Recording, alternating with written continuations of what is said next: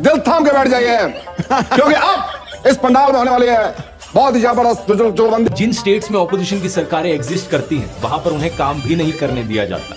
ये क्या बात करता है यार। बहुत सारी अलग अलग स्टेट्स ने बार बार ये आरोप लगाया है मोदी सरकार के ऊपर कि गवर्नर्स का इस्तेमाल करके हमारे डे टू डे अफेयर्स में इंटरफेरेंस करी जा रही है, हमारे कामों पर रोक लगाई जा रही है। अरे मैं कतई नहीं मानूंगा कि मोदी जी हस्तक्षेप करते हैं कार्यों में, कि इस राज्य को कार्य नहीं करने देते, उस राज्य को कार्य नहीं करने देते। मोदी जी ने आज तक किसी कार्य में हस्तक्षेप नहीं किया। लोकतंत्र की हत्या हो रही थी, मोदी जी ने हस्तक्षेप नहीं किया। मणिपुर जल रहा था, मोदी जी ने हस्तक्षेप नहीं किया। मुझे क्रेडिट नहीं चाहिए। व्यापम घोटाले हुए, मोदी जी ने हस्तक्षेप नहीं किया। ये रेडी वाले जो ठेला लगाते हैं, इनको आकर इस प्रकार से मार दिया जाता है, पीट दिया जाता है, ठेले तोड़ दिए जाते हैं, किसी सरकार ने कोई हस्तक्षेप नहीं किया। ये अयोग्य लड़के जाकर बीसीसीआई संभाल रहे हैं, क्या मोदी जी ने हस्तक्षेप किया? जान दे देंगे इसके लिए। क्या बात कर रहे हो आप? मोदी जी ने कभी हस्तक्षेप किया कि इस प्रकार से बैल बकरी की तरह भर के मत जाइए, हम तुम्हारे लिए दूसरी ट्रेन चला रहे हैं? नहीं, जा रहे हो तो जाओ। कभी भी उन्होंने हस्तक्षेप नहीं किया। आपके ऊपर लाठियां पड़ रही हैं बच्चों के ऊपर, कभी हस्तक्षेप किया? बोले मन की बात में उन्होंने, और तुम आरोप लगा रहे हो कि मोदी जी हस्तक्षेप कर रहे हैं। किसान आंदोलन हुआ, पेपर लीक हुआ, मोदी जी ने कोई हस्तक्षेप किया? कभी नहीं किया। बात तो सही है। इतना नहीं, दलालों को नहीं रोका उन्होंने कि तुम मंदिर मस्जिद मत करो, मुद्दे की बात दिखाओ। इनके ऊपर हस्तक्षेप नहीं किया। बोलने की स्वतंत्रता है, जाने की स्वतंत्रता है, आने की स्वतंत्रता है। मैं कैसे मान लूं मोदी जी हस्तक्षेप करते हैं? जरा खुद ही सोचकर देखो दोस्तों, अगर आप एक मोदी फैन हो तो एक सेकंड के लिए उस ख्याल को अपने दिमाग से निकाल दो। अच्छा।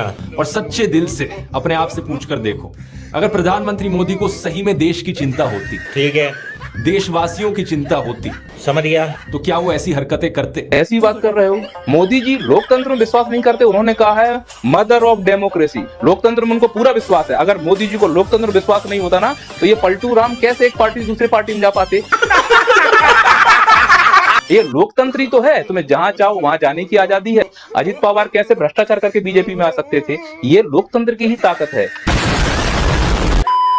अगर किसी ऑपोजिशन पार्टी की सरकार बन भी जाती है तो भी उस सरकार को गिरा दिया जाता है। बार बार ये कहा गया लोगों के द्वारा कि बीजेपी एमएलएस को एक रिजॉर्ट में लेकर जाती है और उन एमएलएस का मुंह बंद कर देती है पैसे ठूसकर। आपको इल्म नहीं है, अभी जानकारी ही नहीं है बीजेपी के बारे में। अरे जब पार्टी होगी तब घोटाला होगा ना। क्या जानते हो आप बीजेपी की पार्टी के बारे में?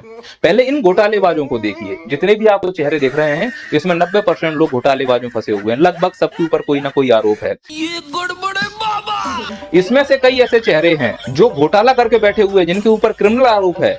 वो चेहरे अब बीजेपी में शामिल हो रहे हैं। तो बीजेपी पार्टी है ही कहाँ? बात तो सही है। कुछ लोगों को लगता है कि अगर देश में रेगुलरली इलेक्शंस हो रही हैं और आप वोट डालने जा सकते हो तो इसका मतलब देश एक डेमोक्रेटिक देश है। लेकिन पता है क्या, इलेक्शंस तो नॉर्थ कोरिया में भी होती है। ये गड़बड़े बाबा। लेकिन बस फर्क यह है कि अगर आप सरकार के द्वारा चुने गए ऑफिशियल कैंडिडेट के लिए वोट नहीं डालोगे तो आपको एंटी नेशनल कंसिडर किया जाता है। आपकी जॉब छीन ली जा सकती है, आपका घर छीन लिया जा सकता है। और बात अगर यहाँ सिर्फ डेमोक्रेसी शब्द की है, नॉर्थ कोरिया को डीपीआरके करके पुकारा जाता है उनकी सरकार के द्वारा, Democratic People's Republic of Korea. लेकिन सच्चाई क्या है तो ये देश एक डिक्टेटरशिप थी। जो इस वीडियो से मुझे समझ में आया कि मोदी जी एक तानाशाह शासक हैं। अच्छा, तानाशाह का मतलब होता है कि वो किसी और पर नियंत्रण करना चाहता हो। ठीक है। हाल के वर्षों में जब मैं कुछ घटनाओं को करीब से देखता हूं तो मैं ये पाता हूं कि मोदी जी में तानाशाह का एक भी लक्षण नहीं है। मोदी जी के अंदर वो शक्ति ही नहीं है कि वो किसी को नियंत्रित कर पाए। समझ गया। भारत में महंगाई निरंतर बढ़ती जा रही है। कभी मोदी जी ने इस महंगाई के नियंत्रण करने का वो प्रयास नहीं किया जो एक तानाशाह को करना चाहिए था। और आप उनके ऊपर आरोप लगा रहे हो कि मोदी जी एक तानाशाह शासक हैं। बात तो सही है। अगर मोदी जी तानाशाह होते तो रुपए की वैल्यू जो निरंतर गिरती जा रही है उसके ऊपर वो नियंत्रण कर लेते। तानाशाह नहीं, अगर तानाशाह होते तो भारत में बेरोजगारी जो बढ़ रही है उसको नियंत्रित कर लेते। और आप मोदी जी के ऊपर आरोप लगा रहे हैं कि मोदी जी तानाशाह हैं। मुझे क्रेडिट नहीं चाहिए।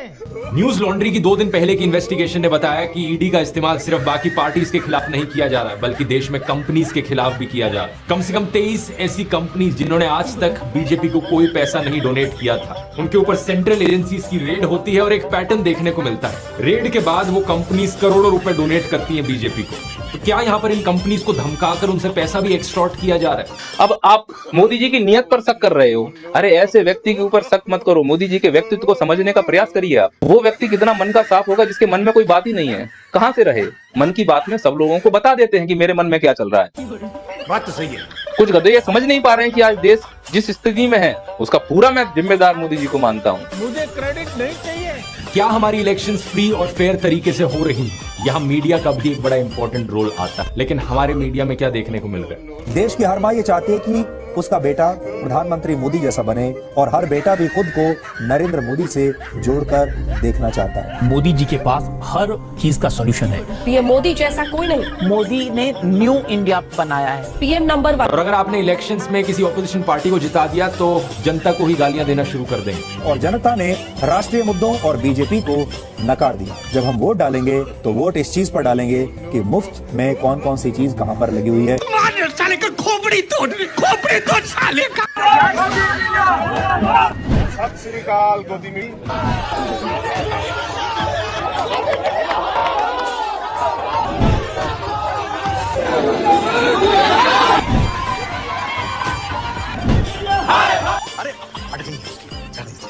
देश की आबादी 140 करोड़ रुपए।